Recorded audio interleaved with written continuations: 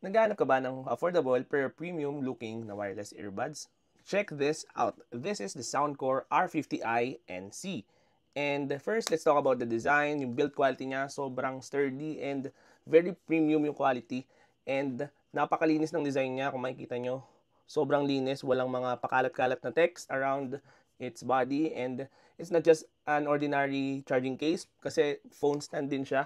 So, pwede natin gamitin sa mga phone natin, mapa-portrait man or landscape. Yung mic quality nito is top-notch. Super clear yung calls of the 4 mics with AI. This is the sound quality, mic test 1, 2, 3. Ito siya ngayon, ginagamit ko ngayon.